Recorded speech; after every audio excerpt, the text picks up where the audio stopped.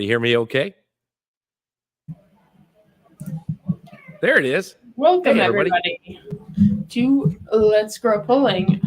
Kenzie here, Chandler. And we got Matthew in, the white background, and Michael is muted. Yeah, we all got muted. Good evening, everybody. Welcome to Let's Grow Pulling podcast. We're getting this figured out. Chandler and Kenzie, thank you so much for having us. That was a great intro. Good work. She was not ready and happy to do that, but she did it anyway, which is good. Mike, what's going on, man? How are you tonight? We're surviving. We're recovering. We're almost to thriving. The Chiefs are going to the Super Bowl, which means I started feeling better about an hour ago. So let's go Kansas City, and let's grow pulling. This should be a fun one tonight. We're kind of freelancing tonight, aren't we, Matt? We're just kind of rolling with it. So yes, the junior team has got a lot to talk about tonight, and we're excited to have the reins. Jason's down in Florida prepping for a lot of good things. Of course, he's always doing mortgage work and all that fun stuff, but he's pulling too, and we're going to talk a little bit about that tonight and a little bit about what you folks out there watching. As Jason likes to say, let us know where you're watching from. We're excited to see that. We're going to have a little interaction with all of you that are listening tonight too, if we can. So we're happy to be doing this and excited for a big week coming up. She's a nice lady. She is a nice lady with a very classy set of supportive boyfriend and brother-in-law or whatnot. So don't be jealous of the Swifties and the Kelseys down there, Mr. Schultz.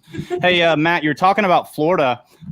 You say that so professionally and kindly, as if, you yourself were not headed there very quickly. And of course, Kenzie and Chandler, are you going down to Florida next weekend too? I guess the whole crew. There's only one person in this podcast that's stuck in the Midwest next weekend.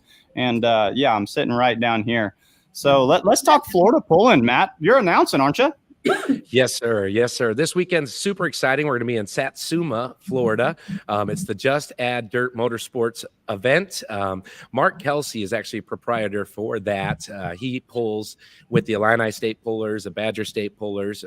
I get to see him quite a bit during the summer as I announce the small club that is the Illini State Pullers. He actually runs an excavating business up this way in northern Illinois, and he and the family bought a racetrack down there in Satsuma, Florida, 3 years ago, and started doing tractor pulls down there. And we're really, really excited for this year because the NTPA has gotten involved. And Larry Richwine, Uncle Larry, I know he's out there listening somewhere, hanging with Jason Bramer. They were down there for Ocala. I'm saying it funny last weekend, but a lot of the same competitors are going to stick around, and we're going to be pulling in Satsuma. And really excited. I actually talked to Mark tonight on the phone a little bit, let him know what my plans were on getting there. I'm flying in Friday early morning. This auctioneer can't miss any work. So I'm going to get there early Friday morning, and I'm driving a few people down to the track, staying at the track. I guess there's 41 acres of facility. So a lot of pullers are getting there now, and they're having a lot of fun. So we're going to see a lot of great classes, anything from blown mini rods, NTPA, to our Hot Farm 466. And we've actually got 5-6 semis already committed to be getting there, and one made it in today. So that's all new and exciting this year. There's also some non-NTPA classes with mini rods that are going to be naturally aspirated. I know Chuck Hobbs, who runs around and actually helped announce it a little bit. He and Kenzie were in Shipshawana together a little bit, doing some interviewing and having fun. Yes. Chuck's a ball of energy and a good friend, and he's going to be there, and his crew going to be pulling, and they're coming from the north side. I see him commenting there, and all sorts of good fun. So yeah, lots of great food and energy coming into that. And Mark just wants to see a ton of people get there. So see someone asked, Justin's asking about when the gates open. Polling starts at 6:30 each night. I'm sure we can get in there about 5 or sooner.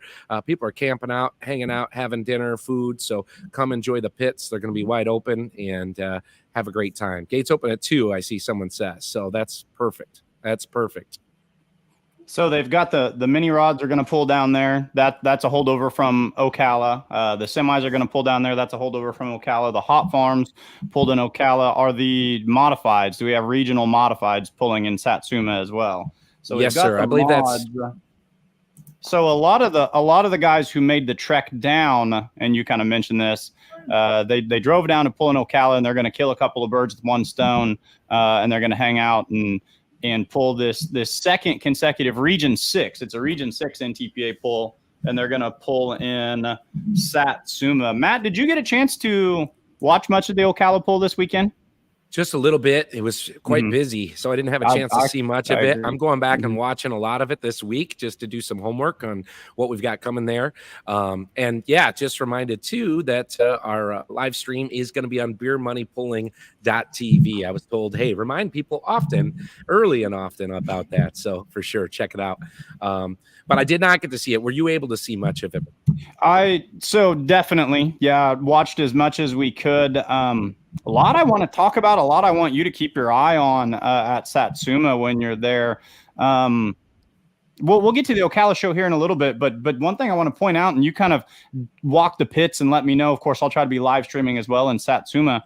So it's a Region 6 pull, but it drew a lot of hardcore Midwestern pullers, a lot of what I would classify as like, I think they're Region 2 pullers, and Region 2 is a heavy hitting NTPA region. And then even some good East Coast or, Southern Grand National pullers. We saw the Barges there with the Judge. We saw Strickland's there. We saw Jeff Hurt there. We saw the Plumber's Nightmare there. These are guys that are either usually chasing Grand National points or chasing Region 2 points. So I was shocked I shouldn't say shocked. I don't ever want to be shocked in pulling. Pleasantly surprised at what a good show it did in drawing some of these Midwestern heavy hitters down there. I feel like that's a trend that's developed in pulling ever since COVID. No one takes things for granted anymore. And people used to be like super aligned. They used to kind of say, well, I'm a PPL guy. I only pull PPL, or I'm a Region, 3 guy. We stick to Region 3. Now it's like, if they can find a pull that they can be at, especially these destination pulls in November, January, February, that are kind of off the regular season. That was what really stood out to me watching Ocala, where I don't want to use the word mainstream or big dogs, but you know what I'm trying to say. Some of these heavy hitters from the Midwestern states that were there, and they're going to stay down there and pull in Satsuma. But Satsuma's, it's a full-size track, right? Yeah, absolutely. And I was talking to Mark about that today. He says, the difference you'll see in Ocala versus what we're trying to do is everybody's going to be pulling over 300 feet. He says, if someone goes 299, he says, we're resetting. We're going to make sure these things are 300, 350 feet. I've got 450 feet with a mile extra runoff. He says, we're here to put on a full show and make it go. And he said, what's really nice about it too, is he's hauled in a lot of clay.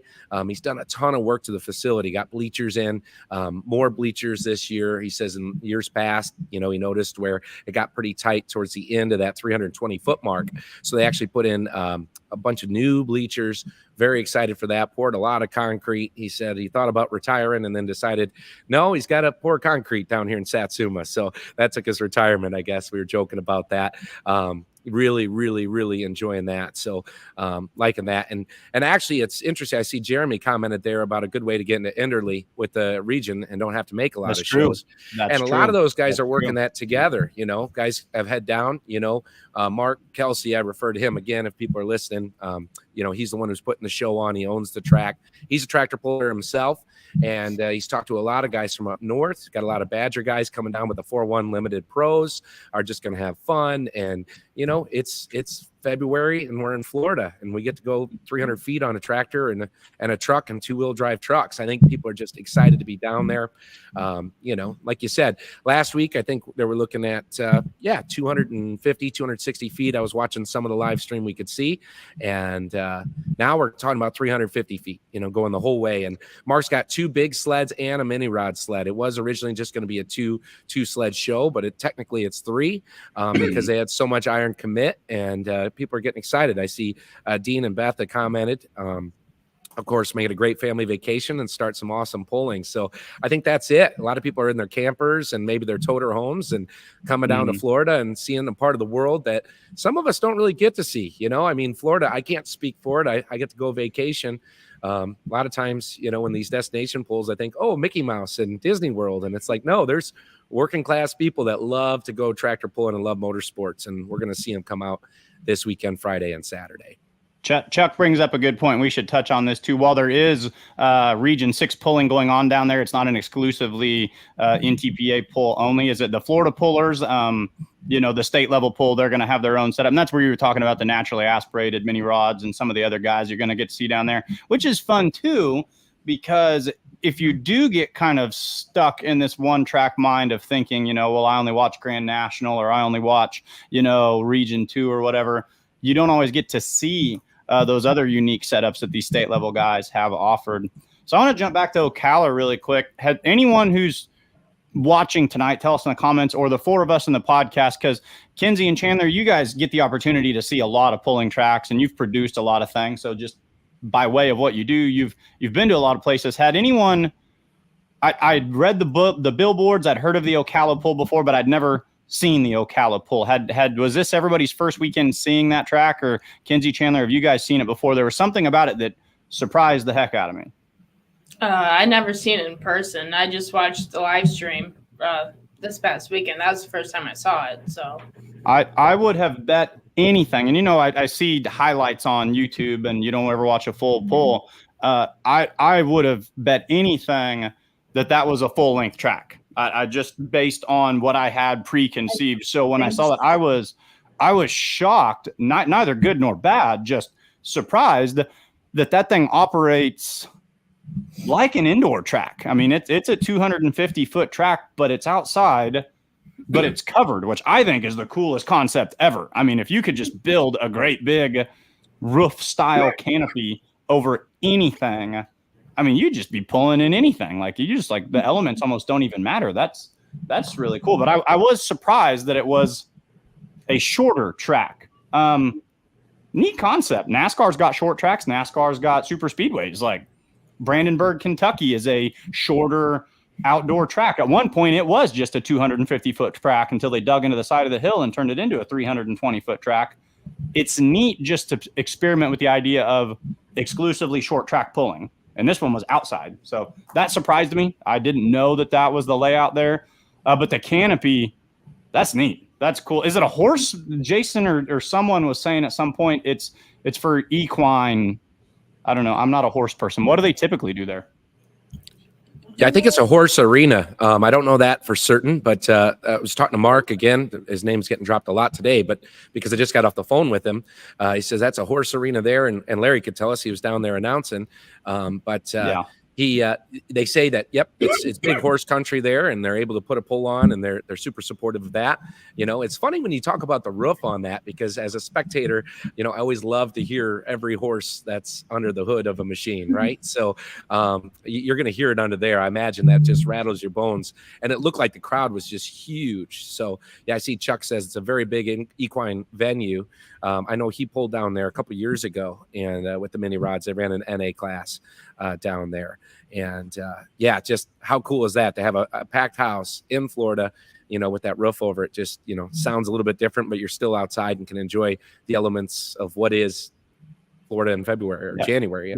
That was the other thing. Yeah, that crowd was huge, and yet again, like, I guess maybe this is my theme for the night, my poor preconceived notion of what pulling is supposed to look like, and getting hung up on the Midwest. You kind of think of, they're becoming destination pulls, but they're not in the heartland where we're accustomed to pulling. And you don't know, are these pulling fans? Is this just a test and tune? Like, No, like there was a lot. I mean, there was not whatever that venue holds, it was full. You know, there was not empty seating anywhere in there. That place was packed. BG Party Advocate, what he have to say? I didn't get that read down there. He always likes to bring us some once a roof. Yeah, once a roof at the TPC. I love that idea. I think if he wants to sponsor it, that's fantastic. We'll get Schultz to sell a few more mortgages and put a lid on that place. So will this be your first time announcing at Satsuma? It will, yeah. Actually, so as I mentioned, I know Mark and the crew down there pretty well. I do their event. He actually runs a poll near Byron, Illinois, and then around Winnebago as well for us, and been doing it for years. And they've asked me to go, but every year, and you might find this interesting. This is a little off topic, but kind of fun with the Beer Money Pulling team. Usually this time of year, I'm getting ready for belt sander drag races. So I've heard of that. I've seen a little bit of that. Yeah, if you've ever seen the videos, Kenzie and Chandler were so kind to come down and hang out with the 400 other people that didn't fit in our shop, and we have a lot of fun with that. And so we would do that. But this year was the year we took off, so I could come do this. And so they said, "Hey, it's year 3 or 4, and come on down, Matt. We want you to do it." And Larry is down there. Larry Richwine, of course, our other host here, and Uncle Larry. He says. He's going to be down there anyway. Do you want to help? And so I'm excited to be working with Larry on this. Obviously he's, an NTPA guru. I'm sure he loves hearing that. And, we're having a good time. So I'm reading some of these comments. I completely agree. I never understood. People would come up to me and they'd be like, "Oh, Mike, you've got a great voice for announcing." And to me, I'm just, a Midwesterner out here speaking slow and twanging on everything. And then the minute I met Matt, I was like, "Oh, that's what people are talking about. That's what a great voice for announcing sounds like." What's it sound like when you auctioneer? Does it turn into something completely different? Or do people just start bidding because they just fall into this soothing lull of like, "Oh no, just keep talking." They're going to drive the bids up so much. That's probably why you're so good at your job right there. Yeah. The Morgan Freeman of truck and tractor pulling. There you go. The Morgan Freeman of the auction block and tractor pull. Yeah, it's these new microphones Jason got us, right? Got us sounding good. It's really too bad they can't do anything for my face, so I'll just hide behind the microphone here. They have filters for a reason. They have. Yeah, that's right. Filters. Yeah, Snapchat filters are good for everything. We're going to see a lot of that. That's why Kenzie's got me lined up where the comment sections roll in. That was a measured decision. She was like, you know what? Okay, we don't mind listening to him, but let's just let the Oh yeah, sure. Get him up front. He's doing great. It's like a banana round. The boss, when the boss is away, the mice will play. So we're having fun. We're getting off track with everything tonight. Is it a 2-track show down there? Or is it a single track? 2 tracks. It's 2, yeah.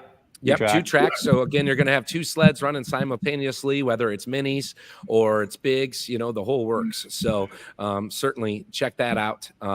Again, and they're going to be running. A lot of people have been asking for one. Okay, how can we live stream it? Jason, I'm going to do it again. Ring a bell every time an angel gets its wings. Here we are. It's beermoneypulling.tv. And if you Google that and you spell it wrong, it'll correct it for you because I've done that from experience. So check it out. They've got packages available for both nights or just one night. I want to let everybody else know too, if you're trying to come to the area, and see the show, all classes are pulling both nights. So it's not different either night. It might be different order. I don't think that's been completely discussed. As we all know, that doesn't happen until maybe an hour before, unless there's something that comes up. But every class that's pulling is going to be happening both nights. So check it out. It's going to be a lot of fun. If you can't make it Friday, come out Saturday, vice versa. And we checked the weather, and it sounds like no rain, knock on wood. That's actually my desk here is a wooden desk. Yeah, is no rain until Sunday morning, and we'll be done by then. We'll be probably enjoying a cocktail in the warmer air by that time. So that'll work. So yeah, that'll be good fun there. And we're excited. Now, I do have a question for Kenzie and Chandler. Are you guys coming down to Florida this time? Are you all going to be there? You're doing the live stream. You're doing all that work. Yeah. Hope and I fly out Wednesday morning. We'll be down there around 5-6 o'clock. Perfect. Yeah, it's going to be great. People are like, "Oh, Florida only 70." And I'm like, it could be 36 and snowing like it was here the last week. So I'm going to take it. I am gonna take it. It's perfect pulling weather. It'll cool off, and we're gonna be really, really excited for that. So yeah, certainly. And again, you're going to talk about Altered Farms. You're going to get some heavy locals. You're going to see some super stock trucks. You're also going to see the semis. I mentioned that. It's just going to be a great time. And well, I guess one more thing too. We're going to have local food. There's a food truck going to be down there with barbecue and all the local fixins. It would work good. And just read these comments. That's so funny. Yeah, dude, this guy, he hops on our Outlaw one on Tuesday night too. He makes it. He's the unofficial member of the show just because his comments keep everything so awesome. So tell us about that barbecue. Yeah, barbecue, man. They're going to have great food and all that. And of course, they have the concession stand as well. So there's plenty of food and drinks and, some adult beverages going to be drank throughout the weekend. And yes, barbecue, you bet. So everybody enjoys that. Get some good food. Come on down to Florida. And it's funny, I'm actually going to be down there twice in February, once for an auction and once for this. And I was talking to my auction client. They're like, oh, Satsuma. Yeah, it's a really, really small town, and we're going to try and double that up. I'm looking here. I saw Chuck Hobbs made a comment about Ocala and somewhere around, what do you say, 2,000 people? They turned away 200 people because the fire marshal didn't like it because there's too many people in one area. Really? Wow. Yeah. Well, that's a feat. That's exciting. I mean, sorry about the fire marshal, and if they're watching, I guess that's on us, but that's a good thing for us. That's what we're trying to do. That's why we call this Let's Grow Polling, right? That's what's happening. If you are catching building code attendance violation problems, we are moving this sport in the right direction. I can live with that. I do feel bad for the 200 people. I do feel bad for them. But I want to tell them they could drive up the road just a little this weekend, and we got plenty of room for them. So we're not going to turn anybody away. We're outside, and come on out, hang out in the pits. I always love when Jason talked about that. I try to mention it when I announce is, the cool thing about polling is, and this is a big show. I mean, you're going to have local talent and you're going to have regional talent. You're going to have it. Yep, there it is, right from Orlando. What is it, about an hour and a half? Depending on how I drive, I hope to make it in about an hour and 15. So we'll see how that works. Anyway, again, come out. These people, again, there's some big name pulling. You're going to see small name pulling. Doesn't matter. They're all big names in pulling. It's so much fun, but they're all wide open to the kids walking around, getting involved, enjoying that. Kids of all ages from, 2 to 92, as the old Christmas song used to say, right? So get on in there and check this stuff out and enjoy yourself. So it should be really, really fun. Really fun. Do we have any graphic and what's that? Are the pits open? I think they are. Surely. I mean, most tractor pulls. Matt, for a fact that it's open pits, right? Yeah, it's open. Is it open pits there this weekend? Yeah, it should absolutely be. That's what I imagine. Again, it's $20 to get in, and then kids 10 and under are free. That's the most important thing because, again, to Mark and his family, because it's a family-run event. He owns the track with his family. He enjoys this. This is what he does for a hobby, is give people I'm still reading these comments. It's funny. He says, make it fun for families to come. He says, the kids are free under 10. He says, come walk around, enjoy the show, ask the questions. He asked me and Larry to do a good job. And Jason's going to be announcing a little too, which will be fun to try and, keep people involved that are in the crowd, that are asking questions. What's going on here? Because, Mike and Chandler and Kenzie, all of us, we grew up around this. This happens at every county fair in every corner of the universe, whereas down there it's popular. But again, we know that the hotbed of polling is where we're all from. So, we want to kind of embark on that because we know motorsports are way strong in Florida, and this can be a big part of it. So, yes, sir. Yeah. And that's an important thing to remember too. My wife talks to me a lot about this. She makes me a better announcer because she says, you can't just assume. She goes, when you grab that microphone, there's probably 40% of that crowd, depending on where you're at, 40% of that crowd, 70% of that crowd, whatever, that lives, eat, breathe, sleep this stuff like you do. But there's a lot of them that don't, and don't ever forget about that. And we find ourselves at a lot of county fairs too, where it's not always a standalone event, and they're at the pool because that is what the Thursday night show or that is what the Friday night show is. So to take the time to always make sure you're getting those people involved. And you know what? We've been to a million pulls in our life, and we've never sat there and said, "Oh no, they're telling us, what a weight transfer machine is," or "Oh, they're talking about, the sled, the sled can go out of bounds, but the vehicle can't." Like, we don't sit there and roll our eyes by hearing of the rules again. We just eat it up. So yeah, involve the crowds in any way you can, because then those are the people that walk away saying, "Oh, I didn't know that. This isn't." When I went to a wedding this year, and some of my friends were saying, "What have you been doing?" And I said, "I've been announcing some tractor pulls." And they said, you watch tractors pull weights, you watch tractors move weight, and you talk. They're like, what is there to say? And I was like, well, there's a lot to be assessed. There's a lot to be broke down. But until people gain that knowledge, if they haven't been engaged, they haven't been brought in, they don't know. They don't know all the inners and outers that they're missing. I keep dancing around this, trying to write my list down, but surely you've got a graphic or something on here. What is the official class list? Do we have something we can pull up and see exactly what's going to be hooking to those 3 awesome sleds in Satsuma next weekend? I know there's a few there. They've been doing a great job of putting that together. So our Region 6, we've got, your blown mini rods, the hot farms, both those vehicles pulled in Ocala. The modifieds, and then the 4-1, the 9,500 pound limited pro stock 4-1s. Of course, 4-1s your turbocharged size. Mod turbo pro stock 4-wheel drive trucks. Matt, have you been around much pro stock 4-wheel drive trucks? We've got a class of those in the Outlaws, and they are awesome. Pro stock 4-wheel drive trucks freaking rock. Are you a fan of those? Oh, definitely. Yeah. When you see it, again, a pro stock, and I need to ask you on your outlaw side, because that's essentially a 3-6 truck class for us. It follows right along with the national levels, for your pro stock. And we have a ton of fun with those. So we used to have a lot of trucks locally that still pulled that way, out that region. Again, and, it's a little different from portion of the country, but just so much fun. And we've got the naturally aspirated 2-wheel drive trucks. Don't sleep on that class. That is not just that's a great state level class. Those guys are going to run wedge motors, and they're going to run them a lot like they do in the modified trucks, and they're going to crank the RPM like crazy. NA mini rods, I've never seen in person, but they're absolutely awesome. They pulled a little bit in Ocala. Classic V8, that's a neat one. I like looking at those. I think those are a fun one as well. So kind of everything listed at the top of this looks like it's going to be your Region 6, and everything listed at the bottom is going to be your state level classes. 6:30. Let's hit that again, right? 6:30 both nights.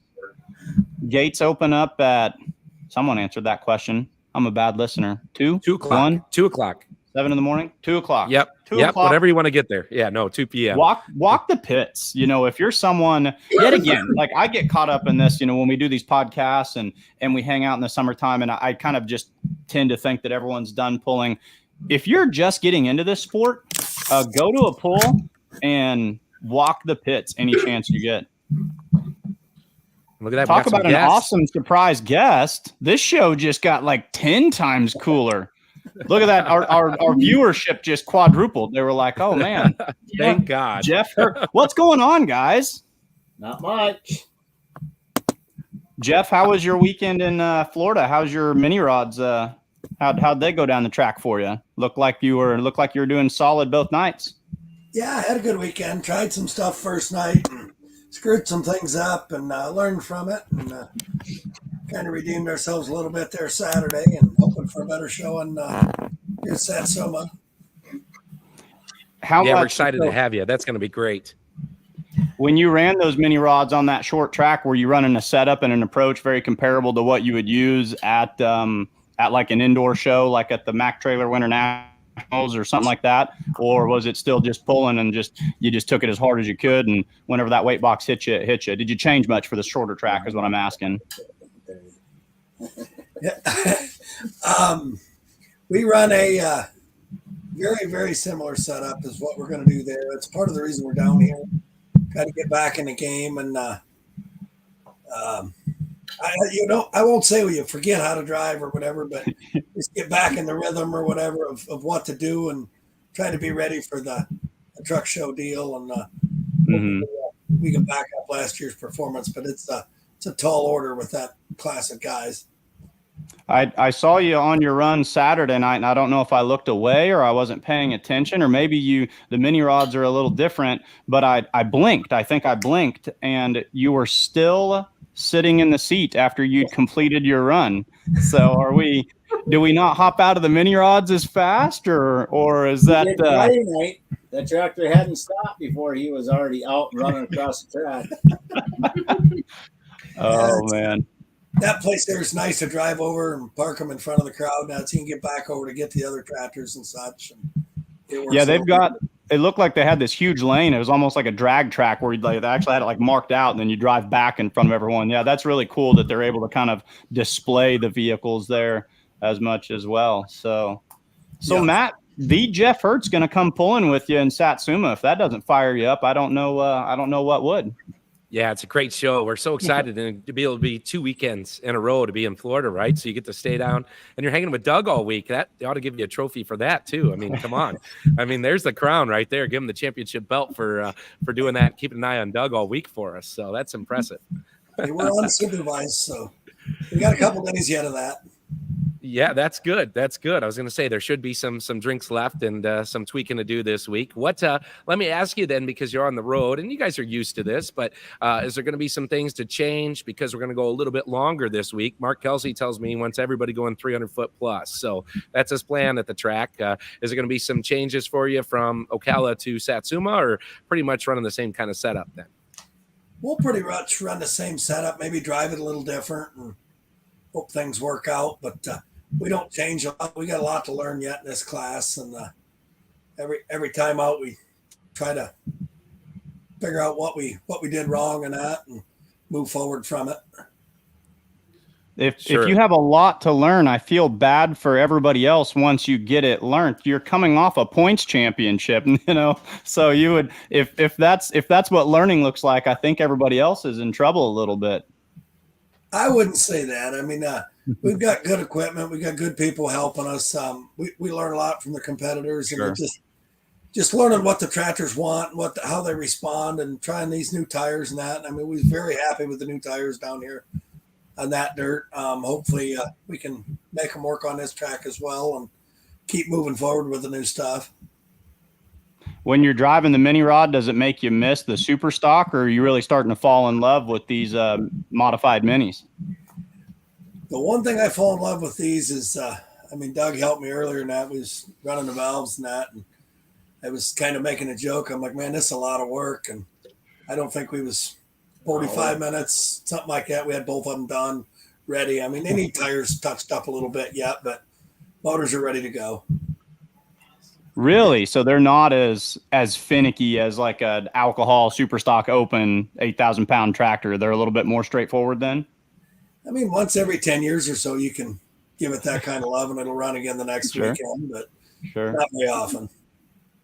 Talk to us about how you got into the mini rod game, because I know as a fan, and that's kind of all I was for a big time, was just someone who stood on the top row of the bleachers and drank beer and hollered and yelled and talked hypotheticals with my buddies. But one thing we always said, if there was a driver that we could watch switch classes, like Jeff Hurt needs to be in a mini rod. And then what was it, 2 years ago, 3 years ago, somewhere in there, you burst onto the mini rod scene. How did that happen? And what's a trip down the track in Little Bear compared to Running Bear feel like? It's not really, I can't give a good comparison. I mean, they're just so different. Learning a lot more patience with the little tractor. And I mean, I say that, but I mean, a lot of the best passes we ever made with the big tractor, being patient and waiting for it to hook and not letting it clutch out too fast or whatever. But learning some patience on the starting line is seeming to help both classes. Some of the great people in the mini rod class is what brought me in here. I mean, Slaws, I've always loved them. Shelton's have been great to me. I mean, all the other pullers that we've been around had a good time with. I've always really liked it, and I guess got in a position in life where we can afford to do it, and it just dream kind of came reality. That's awesome. That's awesome. Well, it's Shelton's. We went and hung out with them at the drag strip yesterday.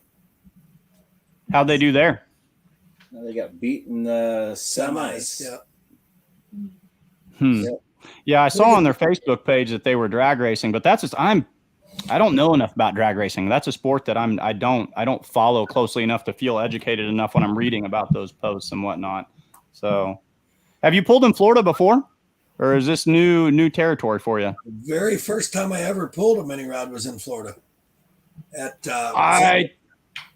Yeah, I kind of remember that. It either went really well or it went really interesting. I don't remember exactly, but I know that it gave us something to talk about. It was fairly interesting. Okay. It wasn't bad or nothing, but we opted out of the second event or second night of that event, and just the track and my experience. I wasn't ready for that again. We went on to Ocala and had a pretty fair weekend. Chuck Hobbs wants to know what Mary ended up hurting. They think they hurt some pistons. It had some dead holes in that there at the end. They had a fuel line come off and leaned the thing out. They were going to freshen the motor anyway. I mean, we had pistons with us and stuff. Cody and I tried to talk Mike into turning around. I didn't even realize he left. My wife called and said, "What happened to Mary?" or whatever. I'm like, "What do you mean?" I says, "They had a fuel leak, but I don't think they heard it." Well, and he said, "We didn't think we did either." But after Cody called him, we were talking to him, and he's like, "We didn't think we did either. But after we got checking on it, it did hurt a piston or whatever." And he says, "We're going to rebuild it anyway." And I'm like, "Well, bring it back. We're done doing maintenance on our stuff. Cody's is ready. I've got pistons, head gaskets, whatever we need in the trailer. Let's fix the thing." And he just opted to carry on, take it back up, and let Brian get it ready for him. The story you just told is one of the biggest reasons that I love the sport of truck and tractor pulling. There was a post I put up on Beer Money Pulling Facebook page a couple of weeks ago, and it said, "What is your biggest fix it now story?" You know, what is one of those where you're wrenching on it in the trailer, you know, you're swapping out a ring and pinion between, you know, sessions or something like that. I don't know about other motorsports. I'm not involved in other motorsports, but truck and tractor pulling, if I've heard a story like that once, I've heard it 100 times, where a competitor says, "Hey, we've got the parts, we've got the equipment, we've got, you know, whatever, go find a telehandler and we'll put a new rear end in it." You guys do that for each other. You guys make that happen. And I think people love that aspect of the sport, and it's super cool. So actually, as a matter of fact, I'll tell my one and only Jeff Hurt story that I've got. My neighbor, he lives right around the corner from me, is a man named PC Long, and he used to announce the Show Me Showdown truck and tractor pull in Macon, Missouri. And he told me that you were pulling in Macon one time, and you broke something. You were really young. You broke something, and PC said he actually brought you back to his shop and machined a new, I'm not a mechanic, whatever it was that you broke, but he said that you came over to his place and he fabricated or built or fixed something for you, so you were able to pull in Macon again the following night or something like that. So I think it was the exhaust manifold on the Deutz tractor, if I remember right, but I do remember PC helping us in that back then. That's a great part. I mean, even if it's not one of the competitors, one of the promoters or somebody knows somebody that'll help us. And I mean, it just makes it a lot better to go do. Yeah, because like you get caught up in another sport, you know, one guy can't run. That's your gain. And a lot of people will just sit back and be like, well, hey, you know, he can't run. That's points for me to scoop up. You don't see that with pullers for the most part. You know, you want everybody out there. You know, you all drove. How long did it take you to drive to Florida? You know, 10 hours, 12 hours, 14 hours? 16 and a half hours. Yeah. Like that. So, and everyone else did the same thing. You drove down there to pull, you know, so if you want everybody to pull, so that's top notch. Matt, what do you have for Jeff to get prepared for Satsuma next weekend? Well, this is the kind of fun stuff I come up with, because these are the questions fans want to know. What are you and Doug doing this week that's not pulling related, or is there any kind of stories we can't tell that maybe we'll slip out? Well, we went and ate like pigs for lunch.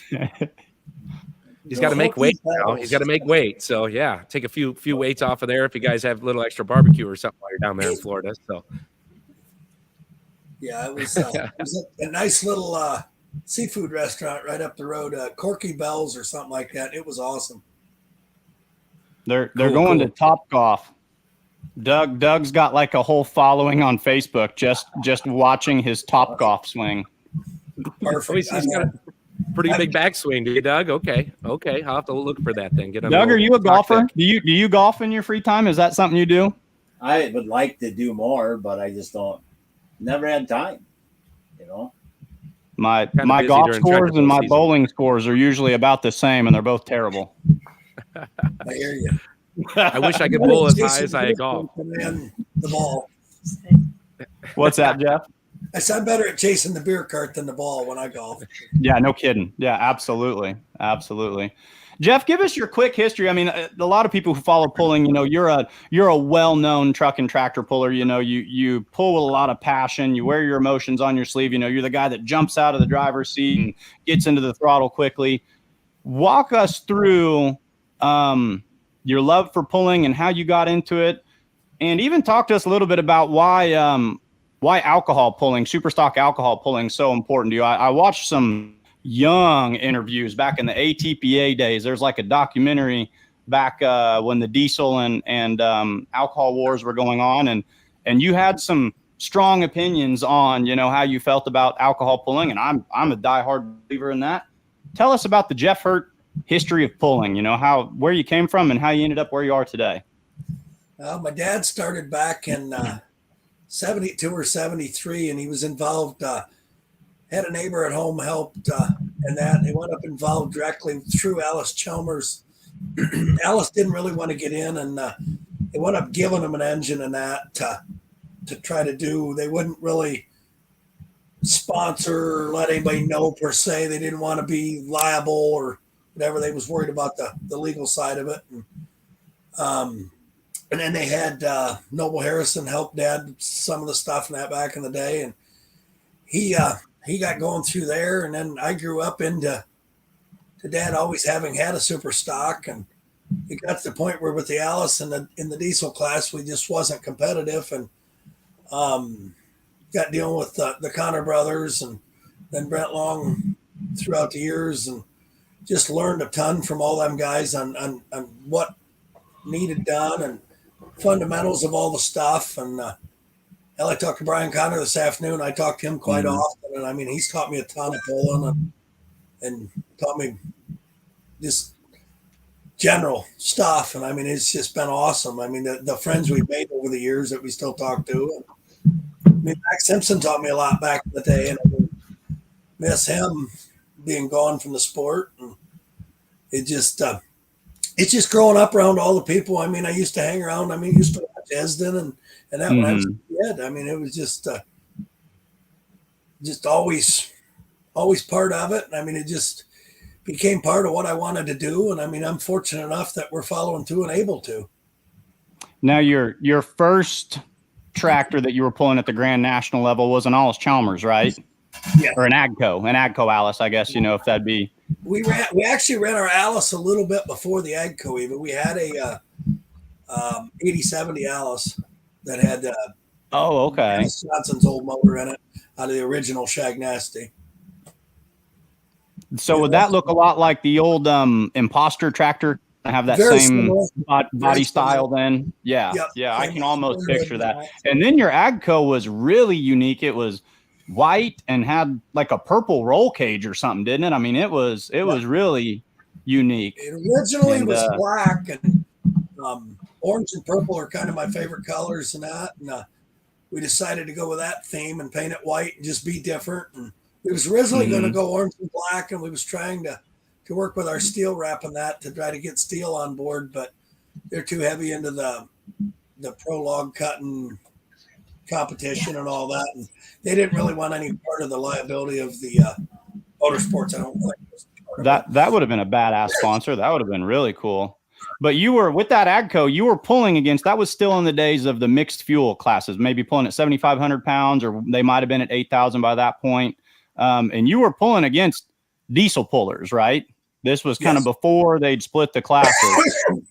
Were you winning regularly with the alcohol setup? Was it a very competitive tractor? Was it one of the reasons that, they started to go to the split classes? Were you having a lot of success? It was very competitive. I mean, we, back in the late 90s, I mean, it was Kwiatkowski's tractor.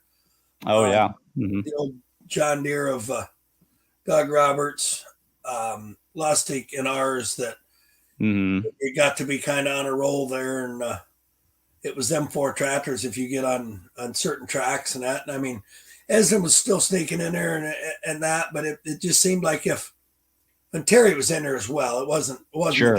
Yeah. Harry Blackburn was in there with the old original Yeah. slow ride, the slow ride tractor for and sure. then 4 tractors. If one of them didn't win, I mean, it was a pretty bad night that the diesels got around all 4 of them. But there was one diesel, and I feel like these were ATPA days, and I didn't know as much about ATPA, and I haven't done enough research into it. There was one international that ran on, I think it ran on diesel, and it was tough. I think he won several points championships in a row, but I don't remember who it was, and I don't remember what the tractor was called. But I think, wasn't there a diesel, and it wasn't it you and this guy kind of going back and forth a lot in the late 90s? Doug Leak was pretty tough when we first started in there, and some of the Eastern ATPA stuff that we were running on that. And I remember Manassas, Virginia, probably 96.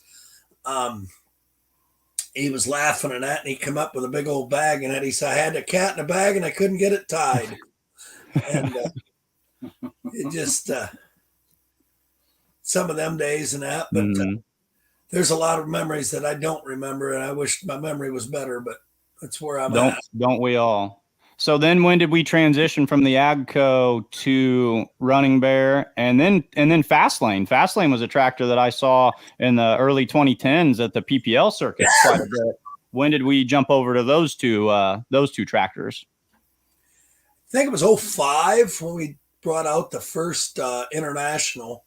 Wanted to put Alice sheet metal or Agco or whatever on it at the time, and NTPA wouldn't let us do it. Mike Larrabee was on the board and went to the meeting and that, and sounded like everything was going to be a go. I was on my way home from Missouri with the parts, and he called me and he's like, everybody acted like it was going to be fine. I went in and says I was the only one that voted for it. And they really go sheet metal on it. And, so at that time they wanted the motor and the side skirting and the sheet metal to match. It had, if you're going to call it an Agco, it's got to have an Agco motor in it. They weren't allowing the motor was so close in the day at that time with that Series 40 Detroit, and they just wouldn't let it fly though. So we just put International hood on it and just kind of stuck with it after that. This wasn't the 903 Cummins then. That's what you have now, wasn't it? We have a 903 now, but we had a DT and that Brent Long motor. And oh yeah. Mm-hmm. We won our first ever points championship with that Brent Long motor and it run well. I mean, Brent's stuff was always, he brought the class. I mean, he was a good stepping stone in the middle there and brought it up, raised the bar a lot on it. And then Terry and Josh started their fab shop up there and getting a bunch of machines in and moved it even a little further. And it just, the technology back then, I mean, I think there was 4 or 5 of us in the alcohol side of the world that had CNC machines in their own shop. And I don't know how many or if any of the diesel guys did at the time. Did you guys ever run the 903s against the diesels, or was that it was quite a years after? I think it was maybe even done before Boudreaux got it done. Because that original, the Running Bear now was actually in the Crazy Canuck. Patrice Boudreaux originally built it. And I can't remember exactly when he came out with it, if we were still together or not. And it might have been right after the separation. When did you acquire the Fastlane tractor? When did you go to a 2-tractor setup? I want to think we built it in 10 or 11. 11, I think. We started building that one, and we actually took we put the original 903 in that, and the other tractor was still a 6-cylinder. Then once we made it run, and I believe it was the first pass down the track ever made with it, and that we went to Mount Gilead, Ohio. And I was going to go 50 or 75 feet and just shut it off, see how it went. And we went about 400 feet. Dad comes down there. He says, longest 75 feet I've ever seen. And I swung. It felt good. it sat down and it hooked. What was I supposed to do? It was happy. Oh, that is too cool. That's great. Yeah, that's awesome. Once you're in it, you're in it. That's right. Are you a big fan of having 2 vehicles in one class? Now that you've got Little Bear and B Bear, and do you try to win with both of them, or does one of them kind of turn into your test and tune and see it out, and then the other one's kind of your knockout punch tractor, or you just, four pulling tractors because pulling's fun? I'm not really smart enough to try to test with one versus the other or whatever. I kind of try to win with both, do the best I can. And I mean, we've never really been good at the strategy thing with that. I mean, the minis are teaching me a whole new avenue of being able to be consistent and not wondering what the tractor's going to do, and that as much. I mean, they're just a lot more predictable as far as the motor program and what we can do for tune-up and that. Where the big tractor, I mean, you can think you got it where you want it, and all of a sudden it either won't run or it makes 40 pounds more boost than what you expected.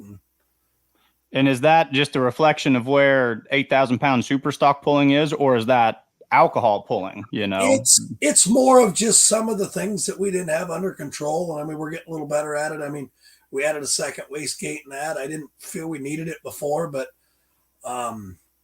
it came to the point where the turbos are big enough now and we're just not getting it away fast enough. And unfortunately, we learned it the hard way. I mean, between Macville and Bowling Green with the things that tore up and that because of it. But some of the lesson, Brian Connor told me a long time ago, a lesson learned the hardest is remembered the longest. Yeah, I think we can all agree with that. Put it on a so t-shirt. you're going to go hang out with Matt next weekend in Satsuma, and then it's a quick turnaround, because then you're up to Louisville the weekend after that, aren't you? You're not a week in between, but yeah. One of the guys that helped me back home, Doug and I was at dinner and I got a text. He's like, what's the magic wand going to be to get Big Bear ready for farm show? I'm like, well, Steve called this afternoon and it sounds like the heads are in the machine and hopefully they get the parts built for the cylinder heads and everything goes well and we'll get do what we can and it'll be ready. So have you had good luck with it indoors at Louisville? That's something I should know the answer to, but off the top of my head, I guess I don't. Running Bear's been in the finals more times than it hasn't, I think, since it's ran there. Bud Gettinger put it in the finals the one year, and Fastlane blew a turbo up on the starting line. But he came back and had a very respectable run then. So, but Fastlane, it's not been seen lately. Is that due to a rule change? And you don't have to get into it. And I'm not trying. I don't know enough to know what I should or shouldn't know. But I just think there was a rule change. Is that right? And that's why Fastlane's not pulling.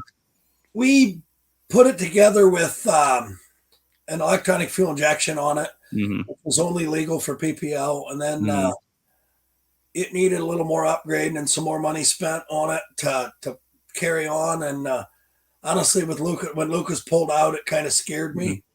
I didn't want to spend any more money on it with it not being legal at the other side at this point. I'm not saying it won't ever come back with that setup. I don't know at this point. Just see what the world brings.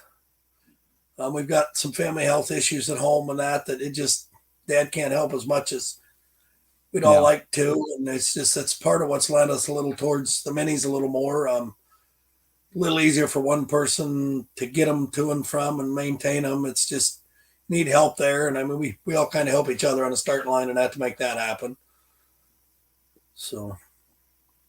Well, very cool. That's neat to know. It's fans, we like that information, and we always sit here and gossip and chew on things and make up our own rumors. So so now we know what's going on. Fastlane's an awesome tractor. I mean, people love that tractor. Fastlane and Running Bear both. Now I've heard tall tales as to how the Running Bear name came to be.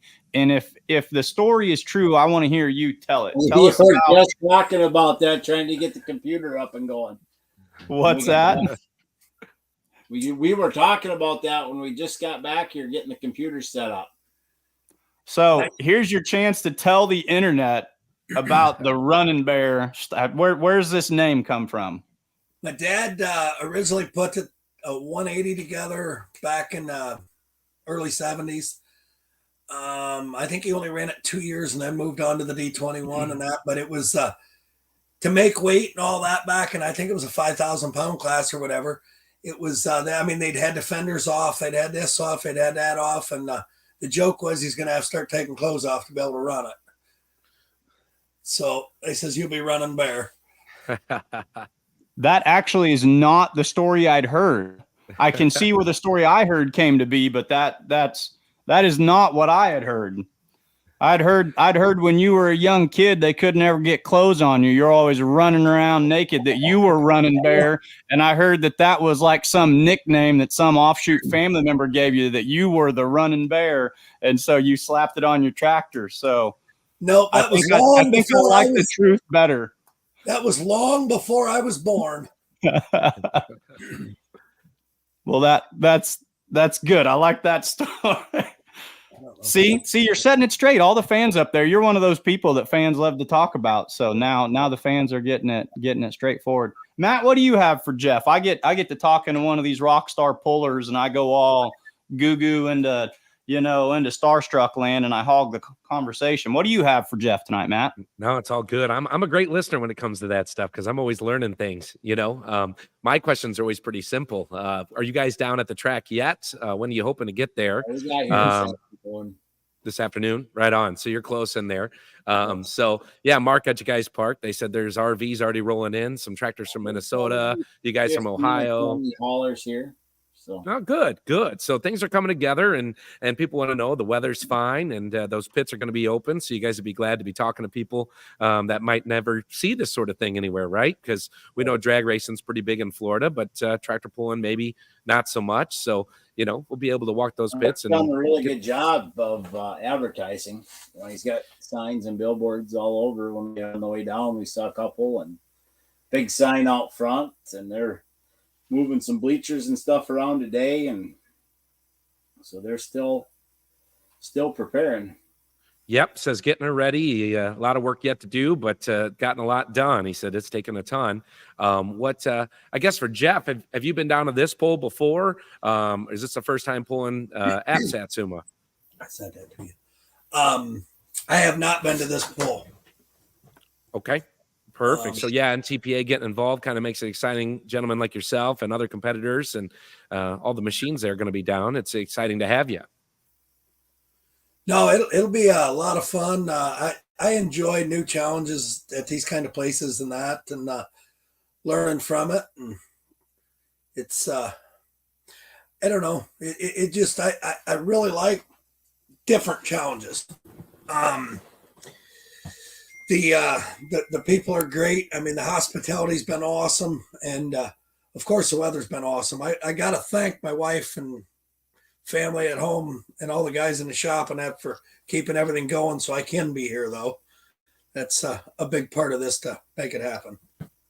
Yeah, it takes a village on all sides. We talk about your pulling family and then your family that's still back home trying to keep an eye on things. So that's awesome. No, it'll be great. And yeah, we're going to ask some people out in the crowd too. Do you have any questions for Jeff now that he's here? So glad that you are.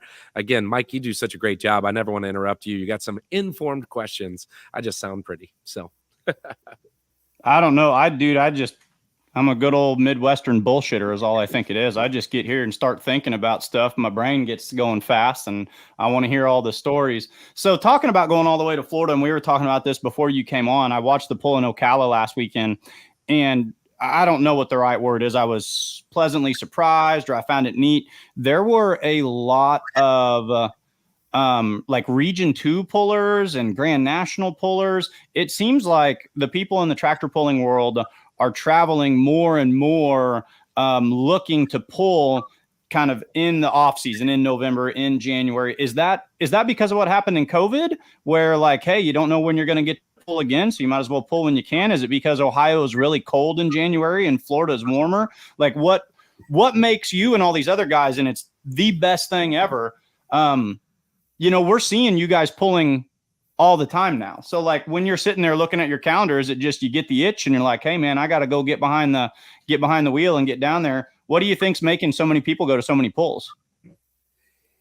I think we all got different reasons, this and that. Mm-hmm. We like to be ready for the truck show, and I mean an event of that, and it's I feel that it helps me just to be back in the rhythm and that, and then just try to be ready for it. I mean, it's Sure. just, I mean, it's no different than drag racers going testing and that. I mean, it just be sure our equipment's ready, be sure mentally and that we're ready, and just do that. And I mean, the weather sure as hell don't hurt. I mean, it's Yeah. This weekend was 80, 85 degrees from Wednesday till Saturday night. yeah, and it was 35 or 40 at home. Yes, it And was.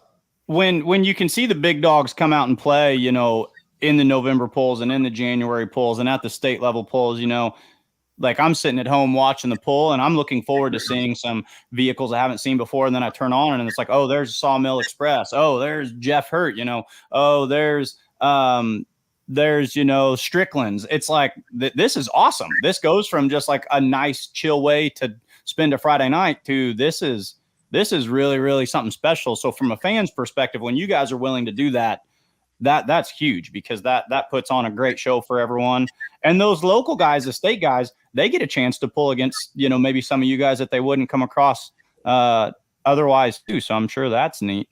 I'm looking at all your videos here, and my favorite thing, when you put on a good pass, you're out of the seat, and I mean, you're fist pumping and you're fired up. What's your biggest win in your opinion? Where were you the most fired up to walk away with a win? You know, because you're such an expressive guy, you come out of the seat, you know, pumping your fist. Which one sticks out to you as your favorite win that you've ever went down the track?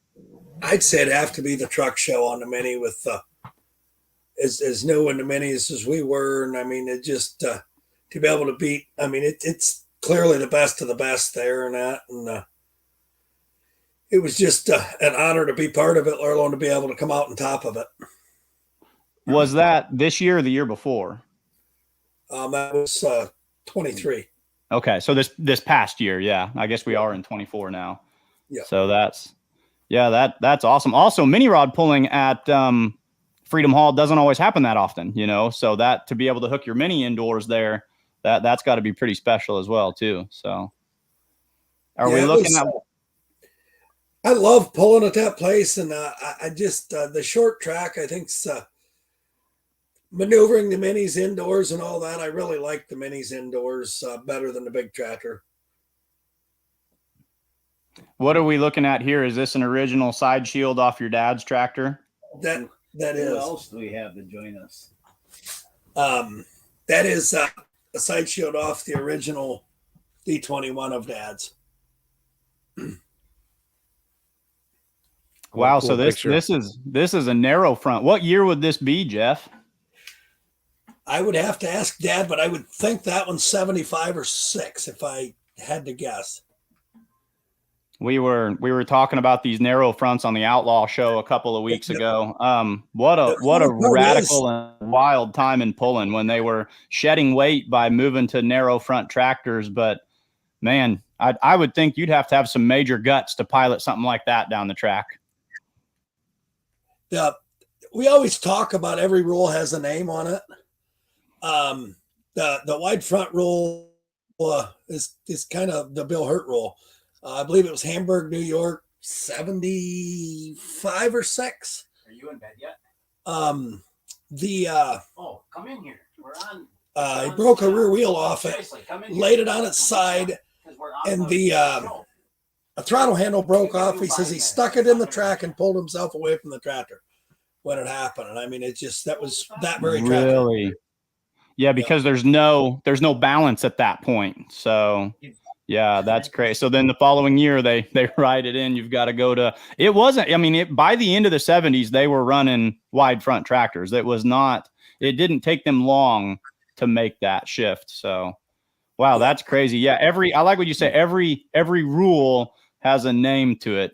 Boy, you could run a whole show just going over people's names and the rules that they've created. Absolutely. I mean, Jerry Van Dorp at the Indy Super Bowl, I think it was, when the smoke tube broke and burned him, was the fire suit. And I mean, there's just a lot of that stuff on. PC told me he was the reason for either the lap belt or the harness. There's a picture on the internet, you can find it, where he got bouncing so bad that he's actually laying on the hood of his 460 where it kicked him out of the seat. And he said, so we went in NTPA and we found another guest for tonight, but we can't take up a lot of his time because he's an important and popular person. So you sit there. It's been hijacked. Mark Kelsey, he made it, ladies and gentlemen, the proprietor himself. Somebody said he was out to dinner or something. How's it going, Mark? Not too bad. Good.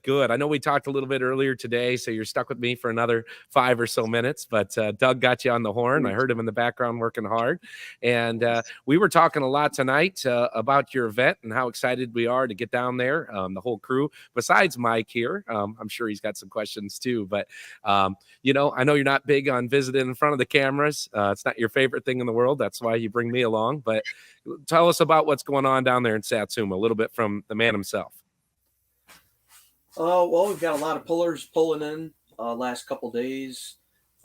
Weather's going to be good. Track's been done for about a week. Just doing a lot of work, trying to fix the place up, fixing lights and putting LED lights up in the pits so it's better for the pullers to see what's going on in case they need to fix stuff at night. I know how that goes.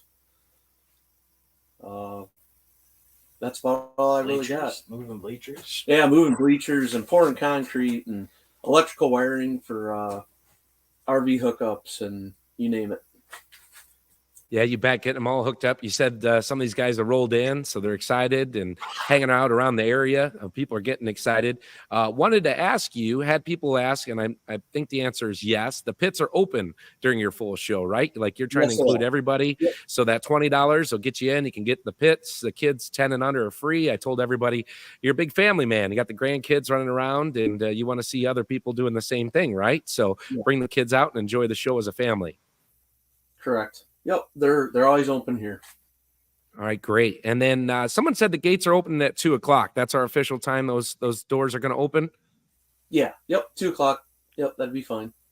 All right. And since we're talking pull-in and we're here, not just from the promoter standpoint, but is that international? Are you going to step in the seat of a tractor and give us a show this weekend, or is that sitting up on the shelf while you run bulldozers and such? No, I got a couple of them here. Yep, the Lake Super and then the Altered Farm. Okay. Yeah, that's always a treat for me. It's a great time to have some of that local stuff we'll be pulling in Florida, and you drug it down there with you with all the machinery. So awesome. So there's glad. We're excited. Yeah, there's Kevin Ingleton on the other screen. He's coming down. Perfect. Who are the 4-1 guys? Well, Tom Gallitz is bringing 2, Kevin, Ingleton, Dean, I'm sorry, I'm horrible with names. Tom texted me their names. Yeah, Dean is here. Dean's tractor's already here out of Minnesota. Yep. Yeah, coming all from the north of the Cheddar Curtain down to Florida to hang out with you. You've been talking for years about getting them to come down. Would you rather snowmobile? And this year they didn't get any snow in Wisconsin, so they get to come to Florida to tractor pull, right? So that's exciting. We have a few limited pros coming out of the Northeast. The light limited pros, they're going to pull with the 4-1 guys, so we're going to see how they compare. Great. So some exhibition hooks, maybe the fans will get to see that a little bit head to head with the same sled setup. Let's try that again, huh?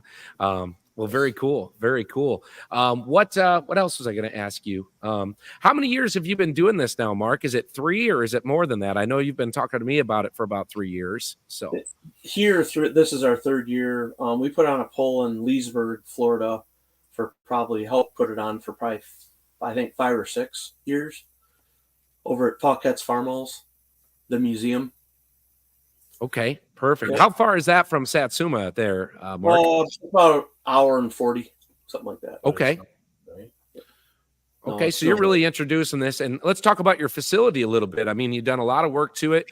What was it before you owned it, and how is that still? I know there's some other events going on too that maybe are kind of exciting to people listening. Yeah, so it's 41-acre facility. It's about a 3/8 mile round circle track, and clay based. And the clay was supposedly hauled in here from Georgia, so it's the real stuff. So in a couple of weeks we have some dirt drags going to happen. We got some blown cars coming in, real fast cars, and then the first, second, and third of March during Bike Week we're having flat track races here 3 nights. So that's going to pretty much finish up the season here until next fall. Perfect. No, super exciting. Mike, do you have any questions for my friend Mark here? So before I speak with him, I've got to give you a hard time. Did you say cheddar curtain? Yes, Is I that did. a thing? The cheddar curtain, man. The cheddar curtain. Just when the show couldn't get even more fun. Is this the only? This is the So this is the only tractor pull that you guys do at this facility. Is that right? Yes, it is. Okay, Correct. and it's on. So at these circle tracks, and circle tracks are a lot of fun and present some unique aspects when it comes to truck and tractor pulling as well. I've seen circle tracks where they pull on the track, and I've seen circle tracks where there's a separate pulling track just between, turn 4 and turn 1 on the infield. Are we pulling on the track, or do we have a separate track built on the infield? No, we widened the actual track to 105 Mhm. feet in front of the grandstands. We take out turn 1, drop it down, so the track is level.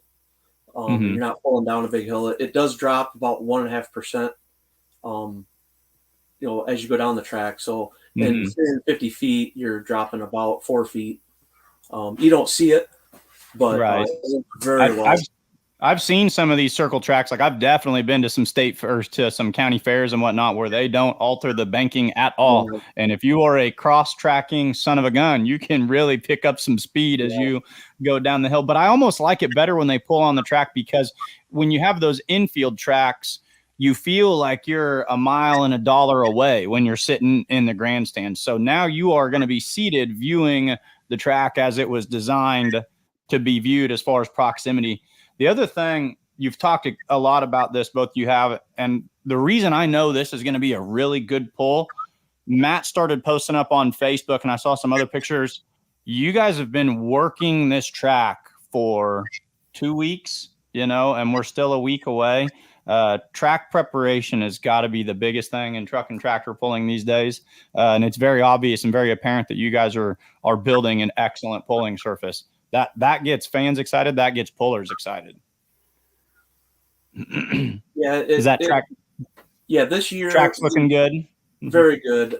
Last year we put on about 30,000 gallons the week prior of water prior to the pull. We had about 6 inches of rain 2 weeks ago, so we have yet to water it. I've actually been drying it out, and it's going to need water by Friday. But we have moisture down 18 inches, so it'll all start coming out at night, and it makes an excellent pulling surface. So yeah, it's not only going to be grippy, but that also tells me it's going to stand up to several runs, and it's going to take that horsepower. You definitely see some tracks, and I don't know if, I think Florida, I think sand, I don't know if that's a factor or not, but you see some tracks that do get loose and will start falling apart. So between the moisture and the clay and the depth, it sounds like this is going to be a nice, tight power track, and it sounds like it's going to hold up to that power for the duration of the pull too. So yeah, that's something to be excited about. Last year the track was new. We built it about 2 weeks before the pull, and it held up very well. This year it'll be better yet. That's awesome. What are we thinking for numbers as far as total pullers? How many hooks are you anticipating each night? Probably, I'm guessing about 100, something like that. Ooh, big show on 2 tracks. You're going to run 2 sleds, right? It's a 2-track show. Yeah. So that's perfect. You're looking at, oh man, this is going to be, I need more, what do they call them? PTO, paid time off or leave or vacation days or something. I don't know. Yeah, Mike's a school teacher. He's got to go to work. The rest of us have to sneak out of there. I only get 3 months of the year completely free. It's really rough. So. But they're not next weekend. That's right. That's right. Well, we're going to have a lot of fun down there. And those folks that can't make it, and Mark, we want to remind them too, of course, it's beermoneypulling.tv is going to be live streamed this year. So if they can't hang out in the sunshine, the 70 with us, Kenzie and Chandler, who's hiding underneath somewhere over there, they're going to be doing some video work on that so everybody can watch it from home. Like my folks that wanted to come to Florida to hang out with all of us again. We're going to be there this weekend. Both nights start at 6:30, and Mark and his team have done a good job of reminding people that every class is going to pull both nights. So there's no change in that. Maybe a little bit of order change, maybe, Mark. Of course, we'll find out once we get to Friday and Saturday, I'm sure. But you're going to see every one of those hooks, as you mentioned, nearly 100 hooks or more both nights. And if you've ever been up in Northern Illinois where Mark's built a track or run an event, he prides himself on keeping the show moving and keeping the things popping. So it's not going to be a lot of wasted time. And we're going to keep you entertained from start to finish. So really, really, really excited to be flying down here this weekend. So and want to remind them too, check out Just Add Dirt Motorsports on Facebook. Mark and his wife and then the family kind of take care of that promoting. So if you could give them a like and a share on this event, they would sure appreciate that as well. Is there anything else, Mark? I mean, I know you're busy, man. So you're starting to get that look like, dude, I got to get back out and move some bleachers. I got out of the way. I know that look. So is there anything you want to tell anybody else before you get it back out there and start bossing people around? They tell me what to do usually. There you go. Perfect. Just please try to make it down here. It should be a real good show.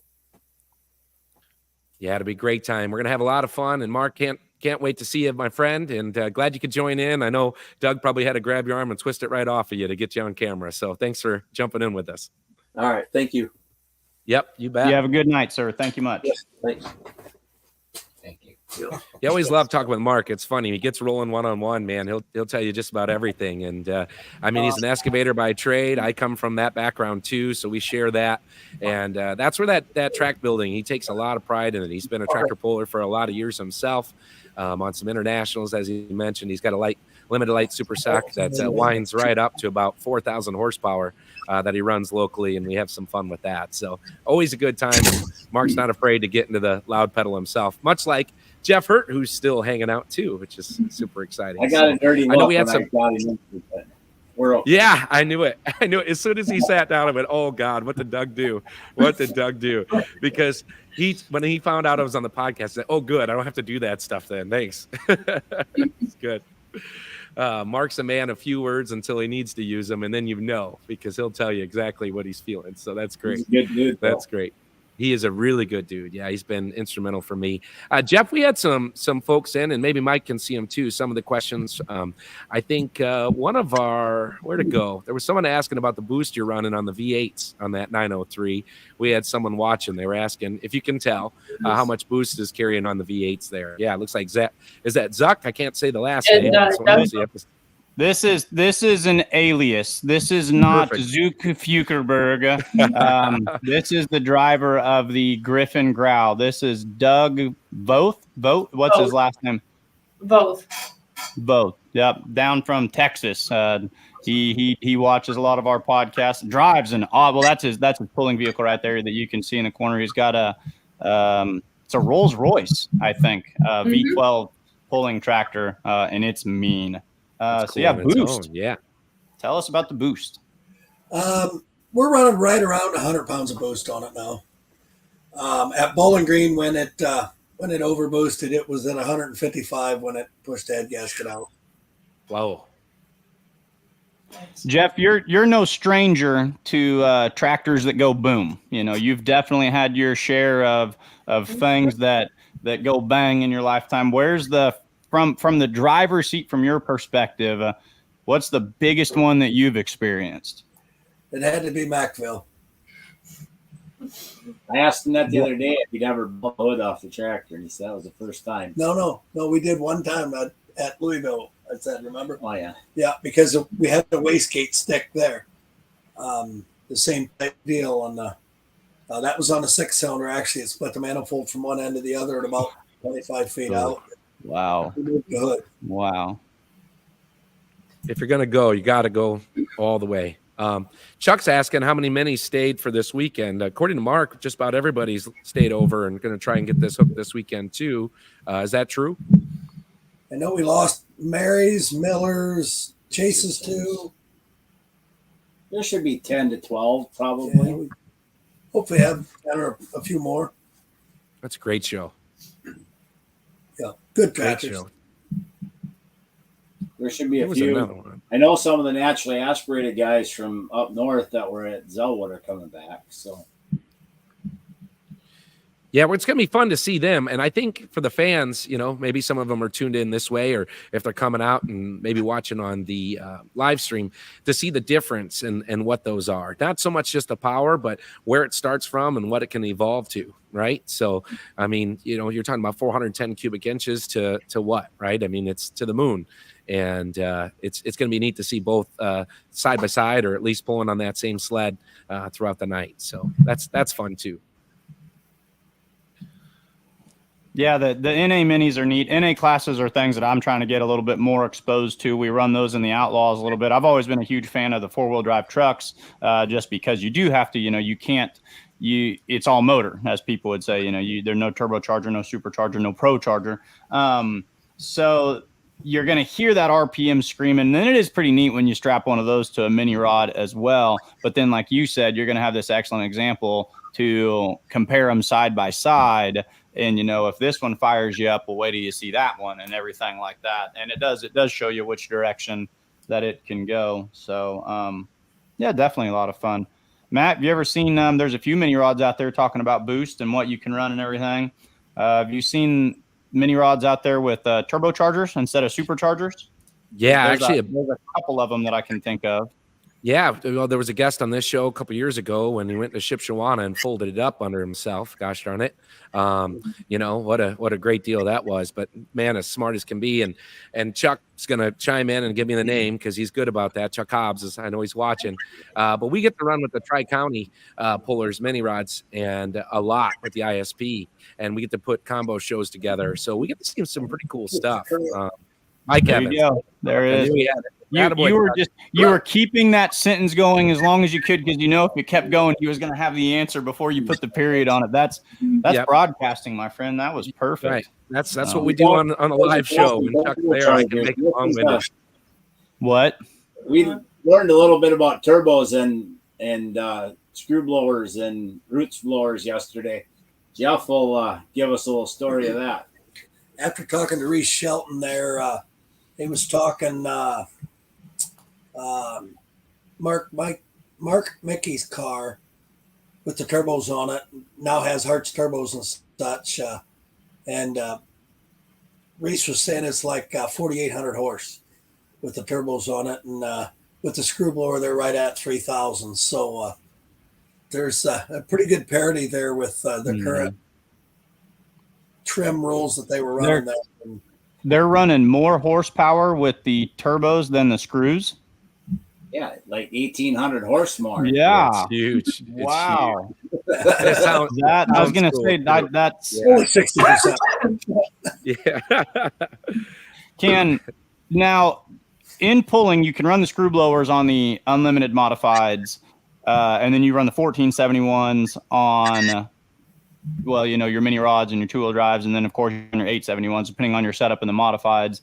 You can't run screws in mini rods, right? Is that true, or am I off on that? Correct. You're not allowed. Okay. So the only place where we're going to see screw blowers is going to be at the 8,000 pound unlimited. Yeah.